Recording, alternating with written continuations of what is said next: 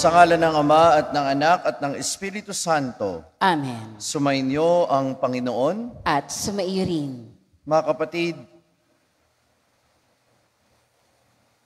sama-sama natin gunitain bilang simbahan si San Pedro Claver, isang pari na naglingkod sa mga African slaves sa loob ng 38 taon. Siya ay tinatawag na slaves of the slaves o alipin ng mga alipin. At ito rin naman ang panawagan sa atin ng Panginoon upang maglingkod sa ating kapwa-tao. Upang maging marapat tayo sa banal na pagdiriwang, pagsisihan natin ng mga nagawang kasalanan.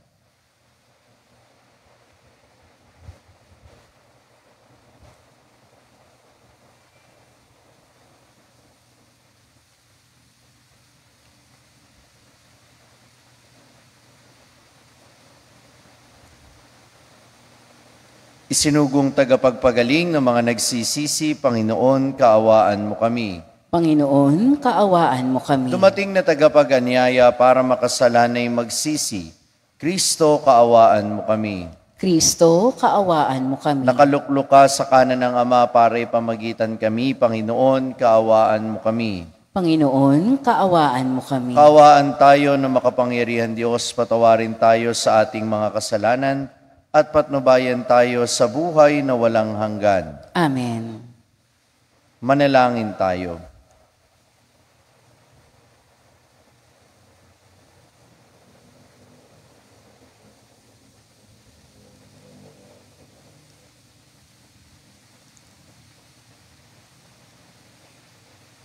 Ama naming makapangyarihan, ikaw ang liwanag para sa mga nananalig at tagapangasiwa ng mga nabubuhay sa lupa at langit. Pinamahala mo si San Pedro sa iyong simbahan upang pakanin ang iyong mga tupa at akayin sa pagkauliran.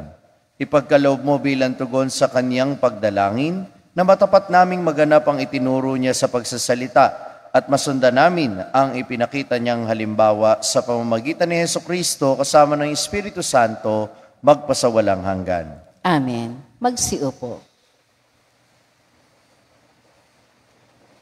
Tayo po ngayon ay nasa unang bahagi ng ating pagdiriwang, ang liturhiya ng salita ng Diyos.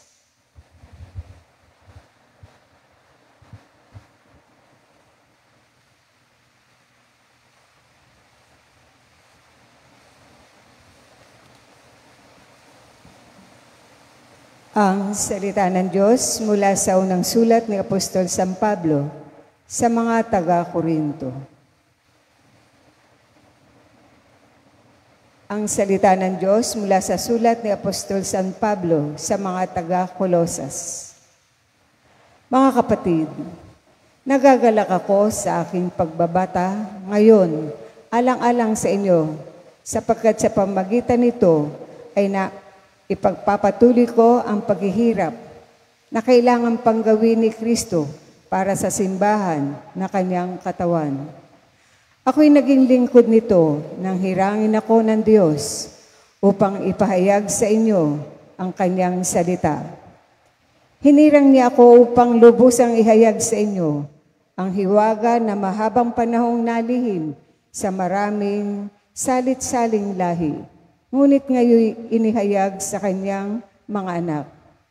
Inibig ng Diyos na ihayag sa lahat ng tao ang dakila at kamangha-manghang hiwagang ito. Ito ang hiwaga. Sumainyo si Kristo at dahil dito'y nagkaroon kayo ng pag-asang makapiling ng Diyos doon sa kaluwalhatian.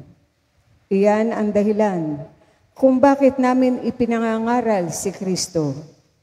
Pinaaalalahanan namin ang lahat at buong linaw na tinuturuan ayon sa aming makakaya upang maiharap namin sa Diyos ang bawat isa.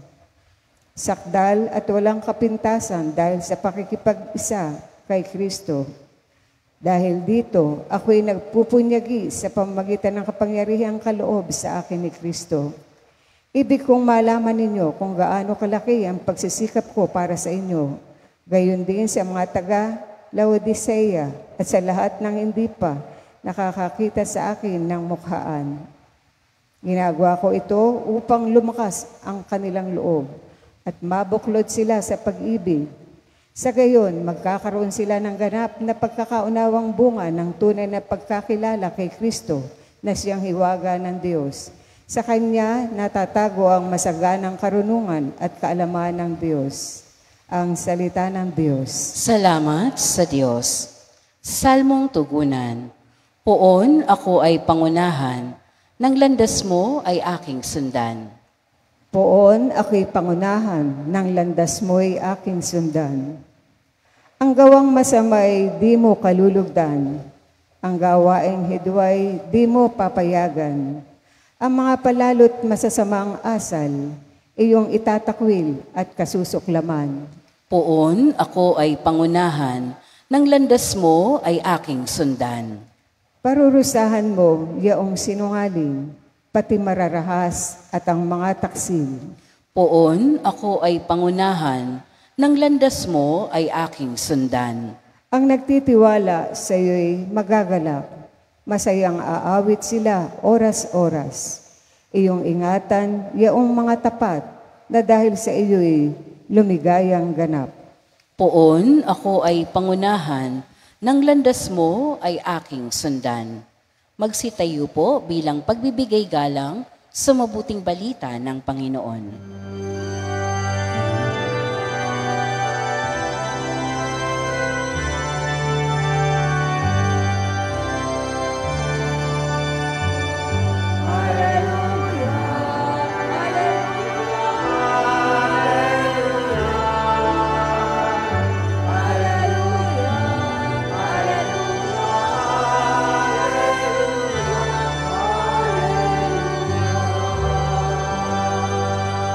Sumainyo ang Panginoon. At sumaiyo Ang rin. mabuting balita ng Panginoon ayon kay San Lucas. Papuri sa iyo, Panginoon. Isang araw ng pamamahinga, muling pumasok si Jesus sa sinagoga at nagturo. May isang lalaki roong tuyot ang kanang kamay, sa hangad ng mga eskriba at mga pariseyo na maparatangan si Jesus. Nagbantay sila upang tingnan kung siya'y mapagagaling sa araw ng pamamahinga. Subalit batid ni Jesus ang kanilang iniisip, kaya't sinabi niya sa lalaking tuyot ang kamay, "Halika rito sa unahan." Lumapit naman ang lalaki at tumayo roon. Sinabi ni Jesus sa kanila, "Tatanungin ko kayo, alin ba ngayon sa kautusan, ang gumawa ng mabuti o ang gumawa ng masama sa araw ng pamamahinga? Magligtas ng buhay o pumatay?" Tiningnan ni Jesus ang mga nasa palibot niya at sinabi sa lalaki, "Iunat mo ang iyong kamay." Iniunat nga niya ang kanyang kamay at ito'y gumaling. Nagngingit-ngit sa galit ang mga eskriba at mga pariseyo at pinag-usapan nila kung ano ang dapat gawin kay Jesus.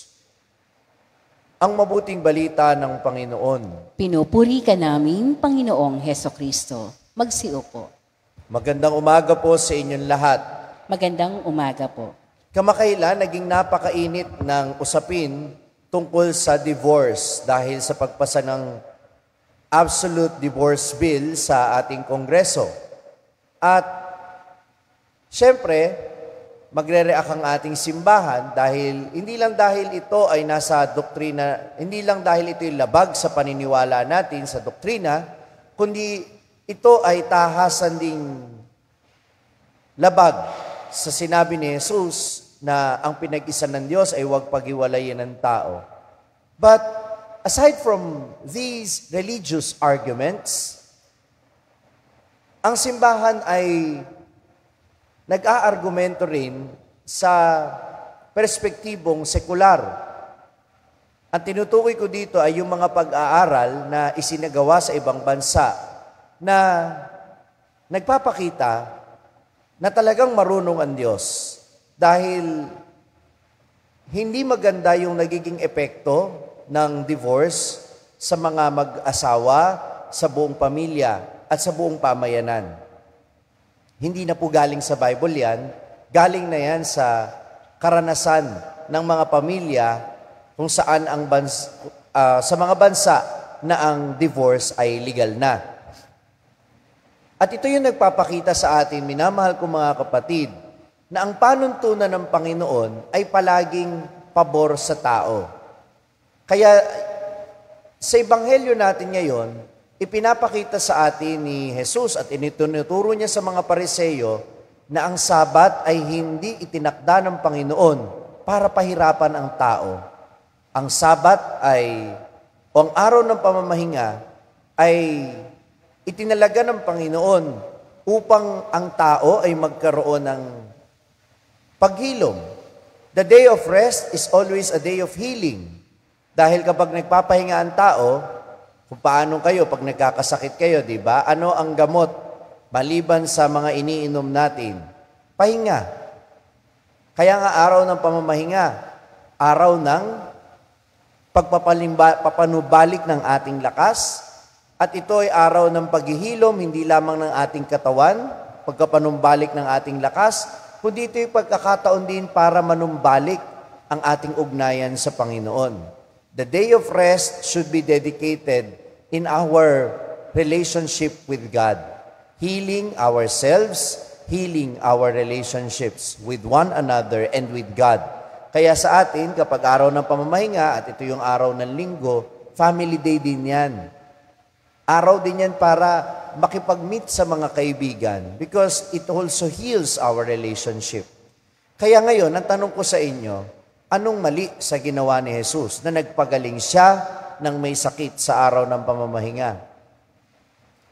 Yun yung gustong ituro ni Jesus sa mga Pariseyong ito, kung ano yung diwa ng araw ng pamamahinga. Because they missed the point. Para sa kanila, mali yung ginagawang pagpapagaling ni Jesus. Tanong nyo sa akin, bakit? Dahil nakasulat po sa kanilang batas sa mga Hudyo na bawal magpagaling kapag araw ng pamamahinga. Pero yung pagpapagaling na ito ay tumutukoy sa ginagawa ng mga doktor na nung panahon na yon, gugugol ka ng oras para ma-diagnose muna yung pasyente at yung treatment ay matagal. Meron lamang time limit yung trabaho na pwede nilang gawin kapag araw ng pamamahinga. Kaya ang pinagbabawal, yung medical procedure, hindi yung healing na nanggagaling sa kapangyarihan ng Diyos. Kaya, they miss the point. At alam ninyo, kuminsan ganyan din tayo kapag hindi tayo marunong makinig. Kahapon, yung Ebanghelyo, pinagaling ni Jesus yung bingi at saka yung utal. Isang tao lang yun. At mapapansin ninyo, ang unang pinagaling ni Jesus ay yung tenga, bago niya pagalingin yung bibig. Kasi, yun ang kailangan ng tao Matuto tayong makinig. Minsan kasi ang dami-dami natin sinasabi, humuhusga tayo kaagad, pero hindi muna natin napapakinggan ng buo yung katotohanan tungkol dun sa ating hinuhusgahan. At ganun din sila, sa paghahanap nila ng butas kay Jesus, hindi na nila nakikita yung totoo. Ang sinasabi lang nila, yung pinaniniwalaan nilang totoo, kahit hindi naman talaga yun yung totoo. Ilan ang tenga ninyo? Pakibilang nga, pakicheck. Ilan ang tenga nyo? 2. Ilan ang bibig ninyo? Ilang beses dapat makinig? Ilang beses dapat magsalita? 1 lang. Ibig sabihin, siguraduhin mo sa susunod na pagkakataon na bago ka magsalita, nakinig ka muna ng mabuti. At ito, yung isang magandang naituro ni Jesus sa mga Pariseyong ito. They miss the point because they don't listen. They just say what they want to say. Si San Pedro Claver na ating pinagdiriwang ngayon, hindi lang nagsalita, kundi natutong makinig sa pangangailangan ng mga dukha. Sa loob ng 38 years, naglingkod siya bilang sa mga pangangailangan ng mga African slaves nung panahon na binebenta ang tao para maging alipin. Naglingkod siya sa kanila at maraming na-convert sa ating pananampalataya.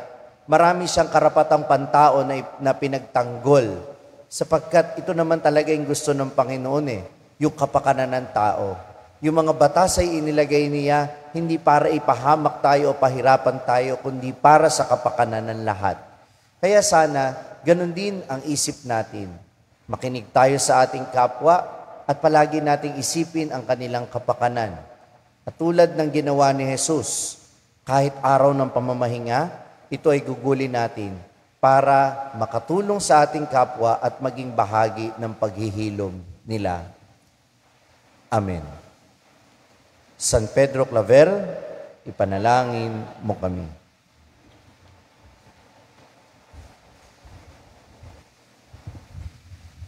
Magsitayo po. Para sa ating mga Kristiyano, wala nang higit pang batas o utos, kundi ang ipinag-uutos ng Ebanghelyo na mahalin ang Diyos at ang kapwa. Pahalagahan natin ang paniniwalang ito habang nananalangin tayo para sa pangangailangan ng mga miyembro ng ating simbahan. Panginoon, dinggin mo ang aming panalangin. Panginoon, dinggin mo ang aming panalangin. Ang simbahan, naway palaging maging bago at dalisay sa pamamagitan ng mga salita ng Ebanghelyo ni Kristo. Manalangin tayo sa Panginoon. Panginoon, dinggin mo ang aming panalangin. Ang mga nasa tungkulin sa gobyerno, naway maggabayan ng karunungan kapag gumawa sila ng panukala at magpasya sa mga pinahahalagahang proyekto. Manalangin tayo sa Panginoon. Panginoon, dinggin mo ang aming panalangin. Ang ating pagsamba, naway maging salamin ng ating katapatan at dedikasyon sa mapagpakumbabang paglilingkod natin sa Diyos at sa kapwa. Manalangin tayo sa Panginoon. Panginoon, dinggin mo ang aming panalangin. Sa mga may sakit at sa pinanghihinaan ng loob, naway makapagdulot tayo ng pag-asa at kaginhawahan. Manalangin tayo sa Panginoon. Panginoon, dinggin mo ang aming panalangin. Ang mga yumao, naway mamayapa sa piling ng Diyos. Manalangin tayo sa Panginoon. Panginoon, dinggin mo ang aming panalangin. Isama natin sa ating panalangin ang intensyon ng mga nagpamisa at idulog natin sa Panginoon ang ating mga kahilingan.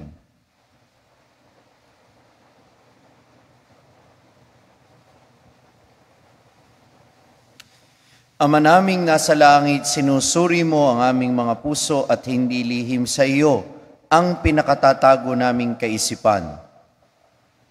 Liwanagan mo ang aming puso para sa higit na tunay na pagsamba at ang aming mga kamay para sa higit na bukas na loob na paglilingkod sa kapwa sa pamamagitan ni Kristong aming Panginoon. Amen. Magsiupo. Tayo po ngayon ay nasa ikalawang bahagi ng ating pagdiriwang, ang liturhiya ng Eucharistia.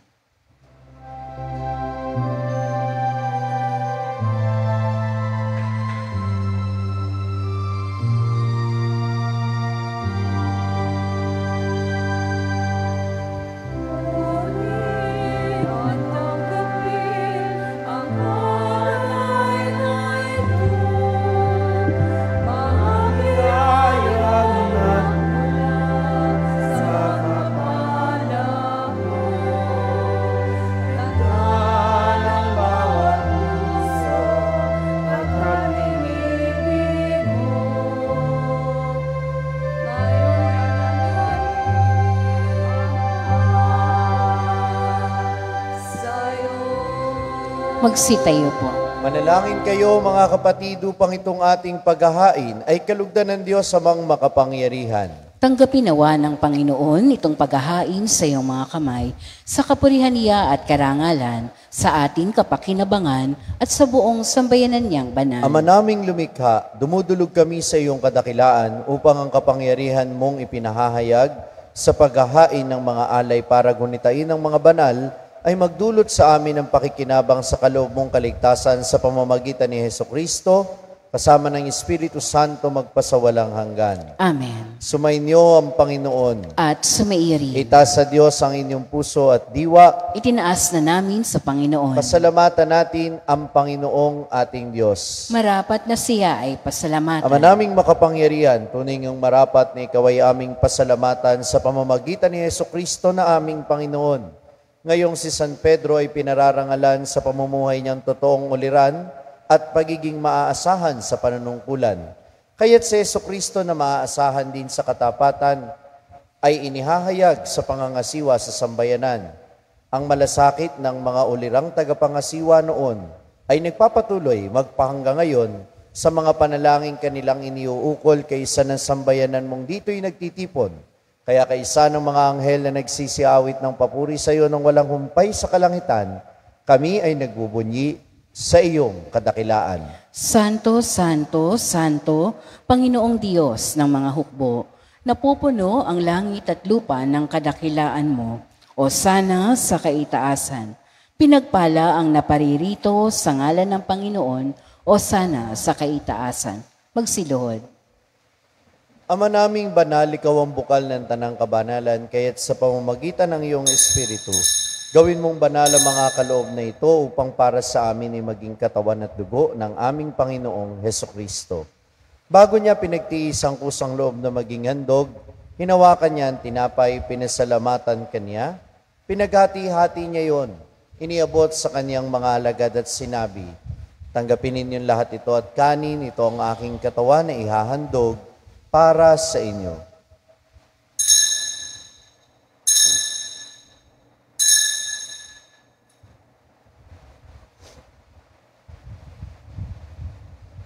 Gayon din naman nung matapos ang hapunan, hinawakan niya ang kalis, muli kaniyang pinasalamatan, iniabot niya ang kalis sa kaniyang mga alagad at sinabi, tanggapin ninyong lahat ito at inumin, ito ang kalis ng aking dugo, ng bago at walang hanggang tipan. Ang aking dugo na ibubuhos para sa inyo at para sa lahat, sa ikapagpapatawad ng mga kasalanan. Gawin ninyo ito sa pag-alala sa akin.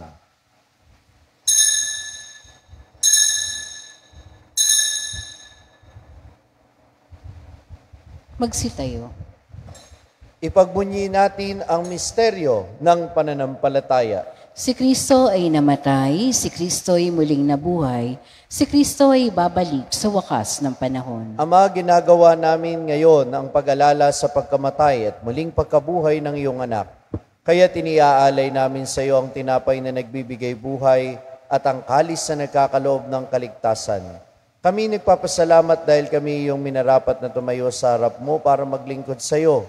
Isinasamo namin kaming magsasalo-salo sa katawan at dugo ni Kristo ay mabuklod sa pagkakaisa sa pamamagitan ng Espiritu Santo. Amalingapin mo ang iyong simbahang laganap sa buong daigdig.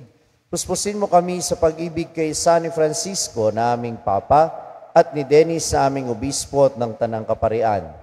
Alalahanin mo rin ang mga kapatid naming nahimlay na may pag-asang sila'y muling mabubuhay, gayon din ang lahat ng mga pumanaw. Kawaan mo sila at patuloyin sa iyong kaliwanagan. Kawaan mo at pagindapatin kaming lahat na makasalo sa iyong buhay na walang wakas, kaysa ng mahal na Birheng Maria na Ina ng Diyos, ang kanyang kabiyak ng puso si San Jose, kaysa ng mga apostol at ng lahat ng mga banal, na namuhay dito sa daigdig ng kalugod-lugod sa iyo, maipagdiwang nawa namin na pagpupuri sa ikararangal mo sa pamamagitan ng iyong anak na aming Panginoong Hesukristo. Sa pamamagitan ni Kristo, kasama niya at sa Kanya, ang lahat ng parangal at papuri ay sa iyo, Diyos amang makapangyarihan, kasama ng Espiritu Santo, magpasawalang hanggan. Amen. Sa tagubili ng mga nakagagaling na utos sa turo ni Jesus na Panginoon natin at Diyos, ipahayag natin ng lakas loob.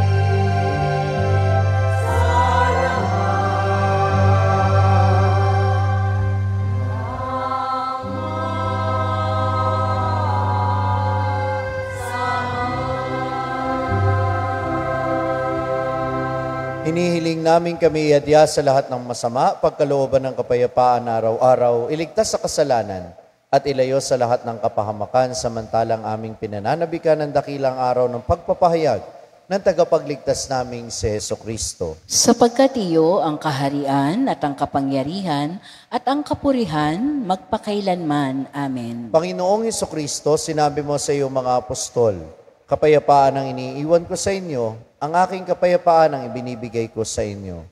Tungayan mo ang aming pananampalataya at huwag ang aming mga pagkakasala. Pagkalooban mo kami ng kapayapaan at pagkakaisa ayon sa iyong kalooban, kasama ng Espiritu Santo magpasawalang hanggan. Amen. Ang kapayapaan ng Panginoon ay lagi nawang sumainyo. At sumairin. Magbigayan kayo ng kapayapaan sa isa't isa.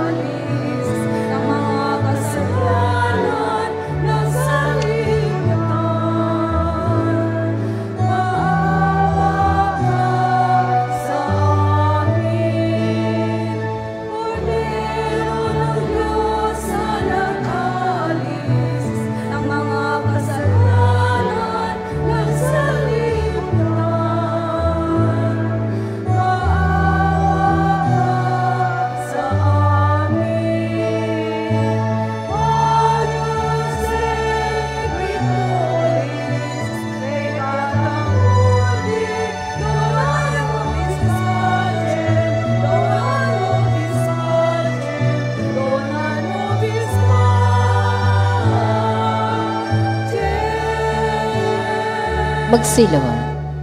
Ito ang kordero ng Diyos na nag-aalis sa mga kasalanan ng sanlibutan. Mapalad ang mga inaanyayahan sa kanyang piging. Panginoon, hindi ako karapat-dapat na magpatuloy sa iyo, ngunit sa isang salita mo lamang ay gagaling na ako.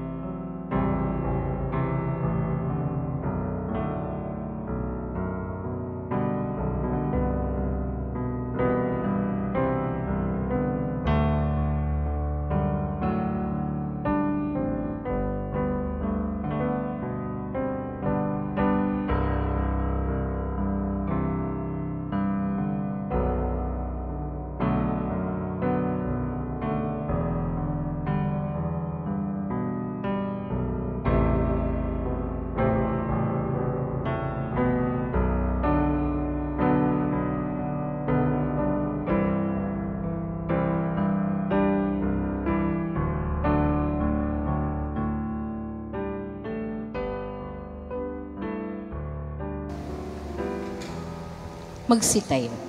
Manalangin tayo. Ama naming mapagmahal, ang tinanggap naming banal na pakikinabang ay maghanda nawa para sa aming pagkakamit ng kaligayahan na idinulot kay San Pedro ng iyong paglingap na maaasahan sa pamamagitan ni Hesukristo kasama ng Espiritu Santo magpasawalang hanggan. Amen. Pagkatapos ng misa, maaari pong lumapit ang mga nais magpabasbas, lalo na para sa kanilang kaarawan at anibersaryo ng kasal, at gayon din ang mga nais magkumpisal. Pumunta lamang po sa may sacristy sa gawing kanan ng ating simbahan. Sumainyo ang Panginoon At at sumayin. pagpalain kayong lahat na makapangyarihan Diyos Ama at Anak at Espiritu Santo. Amen. Tapos na ang ating pagdiriwang, humayo kayo sa kapayapaan ni Kristo. Salamat sa Diyos.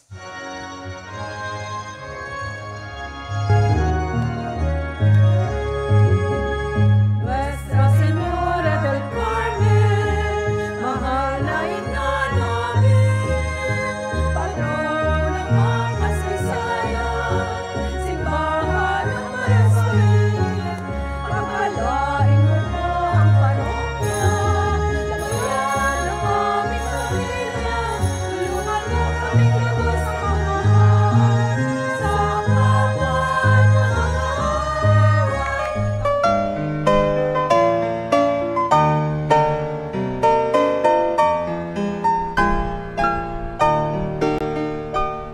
Nuestro Padre Jesús Nazareno, sinasamba ka namin, pinipintuho ka namin, aral mo ang aming buhay at kaligtasan. Nuestro Padre Jesús Nazareno, iligtas mo kami sa kamatayan, ang krus mong pinamatayan ay sagisag ng aming kaligtasan. Nuestro Padre Jesus Nazareno, dinarangal ka namin. Nuestro Padre Jesus Nazareno, inulwalhati ka namin. Nuestro Padre Jesus Nazareno, inarangal ka namin. Nuestro Padre Jesus Nazareno,